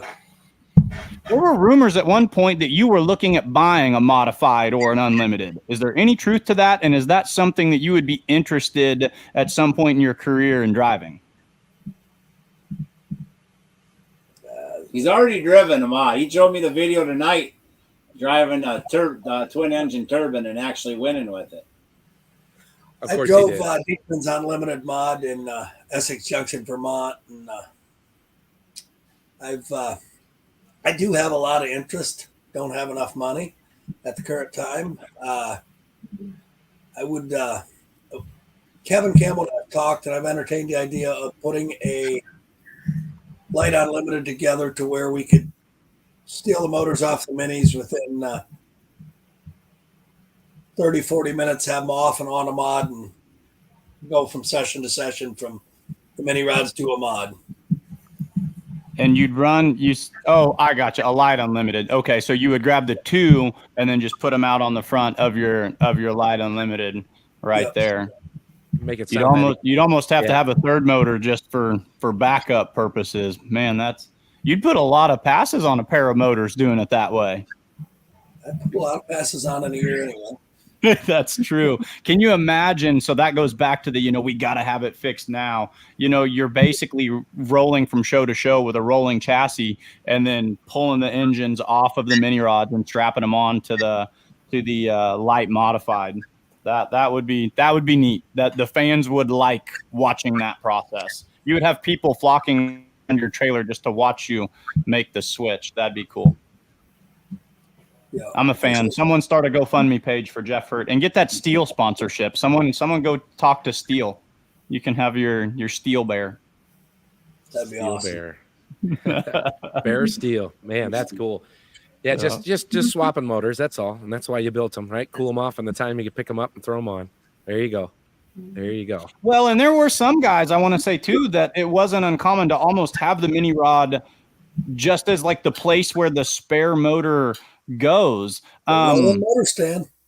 Yeah, absolutely. So like the Moneymaker, back when the Moneymaker would run a 5-engine setup, he would run 4-engine in the modified and then jump up and run 5-engine in the Unlimited. He also had a mini rod at the time, and I think that motor just jumped back and forth. I assume that's what it was, unless he had a 6th one in the trailer somewhere. But a lot of those guys, I feel like, kind of did that same purpose. And in the Outlaws, we see it a lot with the 2-wheel drive truck guys and their modified tractors as well, because their motors are almost identical. So they'll just pull off the spare goes to the 2-wheel drive, the 2-wheel drive goes to the mod or whatever. So yeah, rolling motor stand. I like it. It earns points. A motor stand that can earn Grand National points. Perfect. Too cool. Well, we hijacked your show enough. We'll So Doug, when you left, I thought you were coming back with another one. I was like, this is going to turn into a whole thing. Like, Doug leaves the camper and comes back, and who's he got for us next? You're just out there walking around grabbing, top tier pullers to come and hang out with us. But well, Jeff, thanks for jumping on, man. You're a great guy. You're a great interview. You're a fan favorite. You pull with your heart on your sleeve, and the fans love that. And you're a person, and I know this from experience, you've always got time to talk to a fan too. I've talked to you many times over the years before I started announcing and anything. You were always someone who had time to speak with the fans. So we appreciate you hanging out with us tonight. Thanks for having me. I appreciate it, and hopefully the show goes off and I get a great crowd. Yeah, Jeff, thanks. Doug, make sure there's still some beer down there by the time I get there Friday. you're coming Friday? Yeah, Friday morning. I'll be there. I'll see you about 1 o'clock. Yeah, cool. We'll see you later. Yep, we're gonna have a great time. We'll get the elbows lubed up and ready. Okay. All right. Thanks. Perfect. We'll see you then. Thanks, guys. Sure appreciate you, Doug. Thanks, Jeff. You know what we haven't talked about, Mike? The Pullers Championship. Pullers Championship. Get The at it, Pullers buddy. Championship. I say that was a great segue. That was so Jeff Hurt just randomly showed up on your show. I could have done that all night. That guy's cool. Yeah. Yeah, let's talk Pullers Championship, Matt. I think that's an excellent idea. What do you want to tell the people about it? Well, what are we talking about voting? I know Kenzie and Chandler gets to say something. What are you doing down there, little buddy? Let's see. Working on keeping the video on the screen. You're doing a great job, buddy. The top of the hat looks really nice. I think there's going to be some beer money merchandise for sale this weekend too. So if you want to get a great hat like Chandler's showing off tonight, you can come on down this weekend. But let's talk about the Pullers Championship. Ken's, what's our voting? What's going on there? You guys got a little info for us? I don't know about info, but they should definitely vote every day, because if you want to see your puller, you got to vote for them. It's pretty simple. And they want to pull. They want, this has turned into, like, if you get on social media, like, and if you see, and I'll put this out there for the world right now too, like, because I don't want people to think that I'm favoring anyone as someone who kind of promotes this pull. if you're a puller and I happen to follow you on Facebook and I try to follow all of you and your status says something about please vote for me for the Pullers Championship, I'm going to share it just because I respect that they're working for it. I respect the Pullers Championship. You know, so that's not like, oh, well, now we know who Mike Idle's voting for. Like, no, I wish they could all go.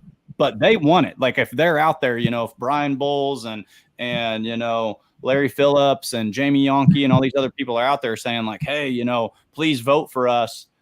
They want to be pulling at this place, which shows it's an awesome pull. So help get them there. Out of the way. Yeah, great and early in the year. You know, again, a lot of people fired up, ready to go. It's the start of outdoor season. People loved it last year from the fans' perspective because that's really what I see it from. I'm just a guy sitting on the top of the bleachers having a good time and listening to folks like yourselves that know more about the sport than maybe I'll ever learn, but I'm learning every day. But people loved it last year. And, you know, there's people, you know, again, we're not mentioning names, but if they're on Facebook and they're putting it out there, you made a great point, Mike. You know, they want to be there. Like, hey, let's do this and come show up and show out for them. Don't just vote for them. Show up to the event and have a great time and tell your friends because now you can see them live and in person. And, you know, what a better way to spend mid-May to do that. You know, Jason Bramer's down there right now with Mr. Larry Richwine, who I thought maybe was going to be the next one they pulled into the camper.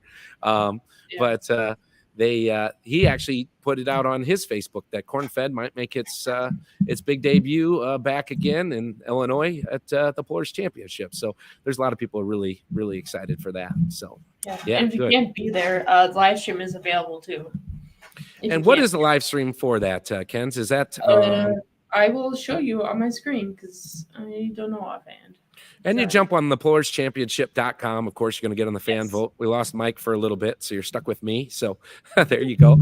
We're scraping the bottom of the barrel here talking about the Pullers Championship. No, the live stream, you can get your tickets now. If you're like me and have to work that entire weekend like usual, then you can jump on the live stream and check it out. So not a problem. You know, all good there. So yeah, check it out. Again, get on, vote early, vote often. It's kind of like I usually say during the presidential election, vote early, vote often, and get in there and register your emails and do that. It's great because you can see all the pictures on there and, you know, follow right along. And you're going to see some names. Brent, oh my goodness, the work he does for this, it makes my head spin thinking what he keeps track of. So I'd say give him a raise, give him a bonus, give him, you know, an extra whatever he wants. Give him a case of beer. Yeah, that's what I was going to say. Give him something to drink after all this. And Mike made it back too. Apparently gave his computer a drink and it's feeling better. It caught on fire. It exploded. I had to get out my stop fire extinguisher, the official fire extinguisher of the Let's Grow Pulling podcast. It just shut off. I don't know. Technology's weird. It just went doo-doo-doo-doo, and then it was gone. I think it had something to do with the fact that it wasn't plugged in. There you go. There you So go. Usually I have to unplug mine and plug returned. it back in to make it work. So, Yeah. you know, we come from the day and age of a Nintendo Entertainment System where you have to blow in the cartridges, right, to make them work. I miss texting with buttons. I'll put it that way. Texting with buttons was so much better. You could feel your way. What I miss, Matt? Where are we at? What are we voting for here, buddy? Well, there's just a lot of great things. It's funny. Don Schroeder's listening tonight. Glad to see you, my friend. That's a photographer from our neck of the woods. Talking about the corn fed. I mentioned Jason Bramer. Know him well. And it looks like Brent's messaging us too. Let's see. What's he say there? Somebody. Oh, that's someone else. Okay. I got two Brents messaging me at once. I thought it was Brent Aaron jumping in. So I probably said his name wrong. But yeah, jump in, vote. It's so cool, again, that this is still happening. And super excited for that. I hope someday in May I get a day off so I can come enjoy the show with all you great fans. So it's quite busy, but yeah, jump on, get there. Fan voting, again, vote early, vote often. So I was talking about a little bit of, it's an election year. This is more fun to vote for, and you don't have to get so fired up on social media on who you voted for. So better candidates. That is correct. That is better, correct. we have better choices in this. No All the way debate across. there. Yeah, for sure. So, yep, May 17th, 18th, 6 p.m. both nights. Open up at noon both days. No rain dates, so just plan on being there. That's great. That's great. And if you can't be, again, you're going to go to pullerschampionship.com, track at Holzhauer's. Am I saying it right? I hope I am. Yes. Down in Nashville. Yep, very good. And what is it, $20? Oh, my goodness, affordable. Yeah. The kids under 10 are free, just like the event this weekend. And shoot, the live stream's cheap as can be, too, at $25 and $40 for the weekend. get some buddies together, drink in the garage in the shop, and watch the show. So that's exciting. And where does all that money go? Does this go to the big corporate investors and everything? Where does all the money from the tractor pull go? I am told it goes right back to the pullers' pockets. That's we are paying the pullers. We are making pulling be what we want it to be. This is the pullers get all the money. They're just taking their kind-hearted services and putting it on the pullers. The goal. I remember when this thing was invented 3 years ago. Are we on? Is this our third? This the third year of it? Does that sound right? And one of the things that was being floated was they want to make this a premier payout. They want to make the payout on this be kind of the payout, and it was a bold name from the get-go, but that's what they want. They want this to be the Pullers Championship, and that payout gets there by fans and us, showing up. You're getting your money's worth. I can promise you that. You're going to watch the best pullers from all over the country. We've got California boys that are in the running for voting this year too. All that money's going back to the pullers. Yep, as it should be. How fun is that? I mean, it's not self-promotion. It's right back to it. So, why wouldn't you want to see somebody out there just having a good time and people talking about, prestige of the pull, wanting to come and make the show. And when people can vote for it on their favorite pullers, why wouldn't you want to watch that? How cool. So, Matt, what's your voting strategy? I've talked about this before, and I think this is fun. When you go on here, I think there's kind of 3 different ways that people can vote. And I think that it's very apparent, in the people that we have leading in the vote getting. Do you vote for your buddy? Like, oh, I know that guy. He's great. I want him to be there. Do you vote for the vehicle that's neat, unique, cool, and different? People really latch onto that. They're like, oh, we like Warpath, or we like, Youngblood or whatever because they're a Massey, or because they're an Agco, or, we like Light Trouble because he's a diesel in an alcohol class. So do you vote for what's neat, or do you vote for the heaviest hitters? You say, you know what? I know these guys win. I know we're tired of seeing them win, or maybe we're not tired of seeing them win. I'm not a fan of underdogs, by the way. I'm a Kansas City Chiefs fan. So, do you vote for what makes it a stacked lineup? And that's, you see what I'm saying? So what are you guys doing out there? And Kinsey and Chandler, you can tell us too, like, do you vote for your friend? Do you vote for the cool vehicle, or do you vote for the powerhouse? I struggle with that. All three. All three. The answer is there's yes. always an opportunity, right? The answer is yes. So that's kind of. Yeah. I Say do. what? Go ahead, Kens. I'm sorry. No, like both of you talked at the same time, and I was confused. Imagine that. Not you being confused, but us talking at the same time. Yeah. I'm confused most of the time. Yeah. I always am. I've gotten good at it at this point. Anytime it's after 9 p.m., I'm starting to get a little fuzzy too. So it makes it extra. But no, to answer your question, I think, like Kenzie said, you do a little bit of all of it, right? There's enough votes to go around, and then you hope that someone else carries it, but you want to support those. We don't play favorites here because our favorite is the best poll there is, and it's in May and a great track and a great location that everybody can get to. So, yeah, I think again, you got some friends that are pulling. You'd love to see them there to let them show off. You Kansas City Chiefs fans will have to deal with us underdogs a little bit, and then but then again, you want to see a powerhouse poll. So you get both of. I think you get best of all of it, and it makes a great all show. That's a good point, because in the sport of truck and tractor pulling, we're not allegiantly aligned with a single team or party or something like you are elsewhere. If I've been to, who people root for at pull, they don't root for, this team or that team or even this color. When do fans lose their mind? It's that pass. They're rooting for the pass. And every pull, if your pull is done right, there's one. And it's the one, like, there's always that one where, you've seen them 280, 290, 301, and then all of a sudden someone makes the flag man start running, and he knocks a 355 or a 370 out there, and they don't sit there and be like, oh no, that wasn't my guy. Like, the crowd loses their mind when that happens. Like, you're rooting for everybody, and you're rooting for the pass. Like, and that's fun too. Like, we love it when that happens. So yeah, it's not like we're stuck. Just, you're rooting for everyone. You're rooting for everyone. Vote for all of them, guys. That's right. Early and often. So until February 4th. then that's it. February 14th, right? Is it Valentine's Day? Is it off? 4th. 4th. Okay, well, if They're you're getting announcing who made it on the 14th, I think, or the 13th Yeah. or something like that. Yeah. okay, so the Yeah, 4th yeah. of February. So you got one more week. We're already there. Is that scary or what? Yeah. Is it the 14th? That'd be so cool if it was. Do you know how many just happy married women or engaged women like, hey, honey, like it is February 14th and boy, do I have something special for you. Like, you know, women don't want flowers. They want to sit down and watch a tractor pulling podcast where they talk about who their husbands voted for. So ladies, you're just in advance. You're welcome. You know, like I hope it is the 14th. Maybe not because that is Louisville. Yeah, Also, that's a yep. Tuesday.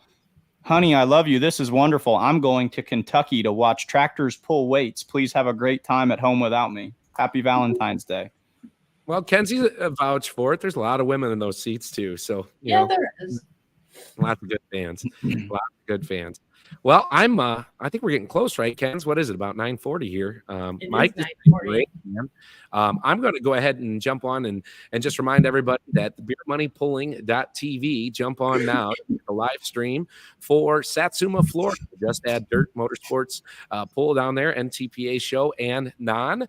We're going to have a lot of fun with the local guys as well. Jeff Hurt being on the show tonight was an awesome surprise. Mark Kelsey, even a bigger surprise too, because I know he doesn't love jumping in front of the camera, but he puts that event on, does a great job. So remember to get on Facebook and Instagram, social media, find Just Add Dirt Motorsports. Find us this weekend. Myself, Larry Richwine, Jason Schultz will all be announcing the show, so you won't be stuck with the Morgan Freeman voice all weekend. So that'll be good. And we were talking about that. This was really fun to be on here with you, Mike. You do a wonderful, wonderful, wonderful job. And it's all good, man. It's just tell people, get out there, enjoy some pulls, be kind to each other because life is too short, and enjoy the show while we're here. I like your plug, and this has been a fun one. You know, when the boss is away, the mice shall play a little bit. So we kind of had a banana round tonight. So that was fun. But Matt did talk about, if you can't be there, and just a while ago, people kind of had this negative stigma about live streaming tractor pulling. They're like, oh, if we start live streaming, then no one's going to go to the pull. You're taking butts out of seats. You're taking away from. No, dude, like I live in Macon County, Missouri. I'm not going to Satsuma, Florida. I can't go to Satsuma, Florida. I want to watch Satsuma, Florida. So live streaming does not seek to take fans out of seats. Live streaming seeks to take pulling everywhere. And on that, and I think in the infancy of live streaming, maybe, 10 years ago, we didn't really know what we were getting. And if anything, if you just got like a shaky YouTube video of the pull, you were happy. If you haven't got into the live stream thing, it's awesome. And beermoneypulling.tv does an incredible job. I'm accidentally stupid. And I say things that are wrong or right without even meaning to. I used to get on the show and I would brag. I'd be like, outlawpulling.tv. It's amazing. And I'd be like, Jason Schultz, you've got to check this out. Outlawpulling.tv. Like, oh, Kenzie, like Outlaw. I didn't know they were the ones doing it. I didn't know they were the ones making it. So it wasn't, I think they thought like I was like giving this like, oh, that's really nice. This new guy's like supporting. I didn't know that was them. I was just legitimately saying as a fan, this is an incredible product. So yeah, there you go. It wasn't until later. It's like, oh yeah, these people that I work with are the ones that, do this. No, it's a great way to watch a pull. It's a great way to watch a pull. And Kinsey, tell me about this too. If you buy like the Satsuma pull, do you have access to that pull for the next like year, or how long can you go back and rewatch it? A year, yes. Okay. So yeah, then yeah, it should be a year afterwards. And then if you pay your monthly fee and subscribe to outlawpulling.tv, which is the only streaming platform that anybody should have, it's way better than like Paramount and CBS and Peacock or whatever. You can watch any pull from any time as long as it's in their library. It goes back like 5 years. But really, I didn't mean to totally go off the rails there. But yeah, support the live stream too. If you can't be in Florida because you're 19 hours away, watch the doggone thing on live stream. It's a great time. Yes. That's my Yeah, closing prayer for Oh, the I night. can't top Awesome. that. So There you go. That's it for us, folks. I hope you all have a great week. We'll be back next Monday, 8 o'clock Central Standard Time. And I think I'll be joining from my car as I'm driving back home and probably limping at home. But we're going to make it happen. Hope to see people out in Florida. If you're out there, come say hi to me. I'd love to make this personal. So, Kenzie, Chandler, he's still down there somewhere. Mike, you guys are the best. Thanks so much for everything. Chandler, Here it is. I got the low chair. Yeah. Oh man. All right. Well, All good right, night, guys, everybody. that was Take a- care. God bless y'all. See you, Matt. see ya. Have a good night. Yep. I don't have anything.